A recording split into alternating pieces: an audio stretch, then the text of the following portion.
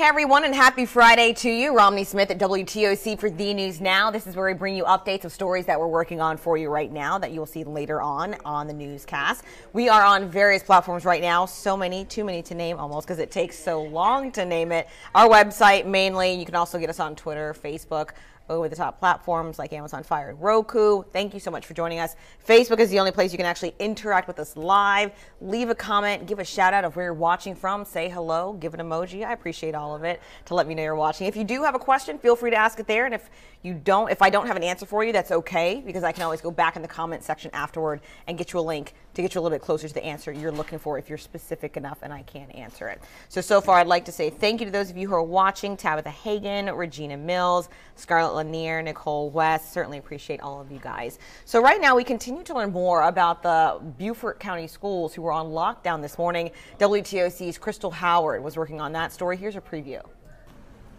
Yeah, and earlier this morning around 9 o'clock, Bluffton High School and May River High School had to be put on lockdown, which also caused two other schools in the area, an elementary school and a middle school, to be put on lockdown as well. Now, I spoke with police today, Bluffton Police today, and they told me that it was an online threat that made them put these schools on lockdown. Now, coming up at 5 o'clock, I'll tell you what they're doing for the future when they have threats like these and the protocol. Crystal Howard, WTOC News. Now, these are the four schools specifically that we're talking about that were impacted this morning by the closure. It's Bluffton High School, May River High School, Bluffton Elementary School, and H.E. McCracken Middle School. Keep in mind, the lockdowns have been lifted, and all four schools had extra law enforcement presence this morning after that social media threat, which was deemed not credible later on. Again, Crystal will have more on that story tonight in the news. Well, traffic, switching gears, can certainly be a pain at times. Crashes, of course, an even bigger concern. WTOC's Sean Evans looking into the prevalence of accidents in our area right now. Hey everybody, Sean Evans. The story I'm working on for you today is following up with Savannah PD's Traffic Investigation Unit. Here over the past couple of weeks, we've had a few bad crashes around town, so I'm talking with one of their lieutenants about the predominant causes of those crashes, also where some of the trouble spots are, and looking at numbers as far as where we are with those investigations so far this year compared to last year, for instance. And again, TIU only gets called out to those crashes with serious injuries, so again, these are things that you're going to be wanting to pay attention to, especially as we're talking about those causes of the crashes. So again, that's just ahead on WTOC.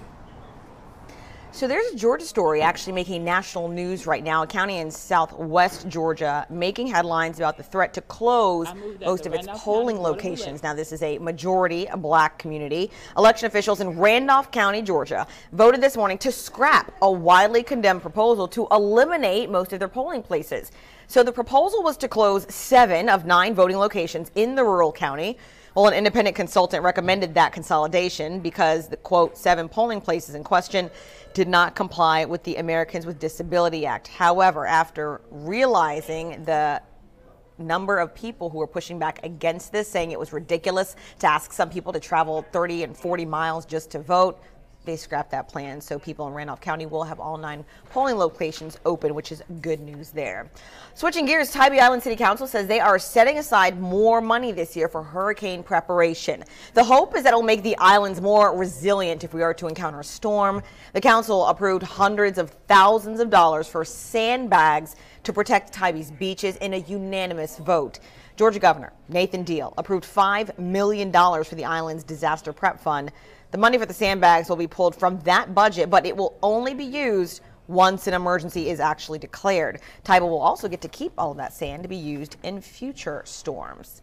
Speaking of storms and weather, let's get a look of the First Alert app, which, by the way, is free for iPhone or Android. Taking it to my iPad right now where I have the hour by hour up. We're looking at scattered thunderstorms throughout the evening till about 7 o'clock is when that wears off. About a 40% chance right there. Partly cloudy into the evening, and keep in mind we'll have more details on weather during our main TV newscast. All right, guys, I don't see any questions for you right now, but I do have quite a few people saying hello, including Donna Hendry, watching all the way from Texas. Good afternoon to you.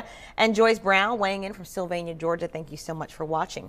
Keep in mind, guys, those of you who are watching me on Facebook, there's my name right there, Romney Smith TV. Go be my friend. I'd love to connect with you on a one-on-one basis. And as always, if you're looking for updates on news stories, head to our website, WTOC.com. One more shout out to Janet Dozier from Duval, which is Jacksonville, Florida, where I used to work. Hey, Janet. See you later.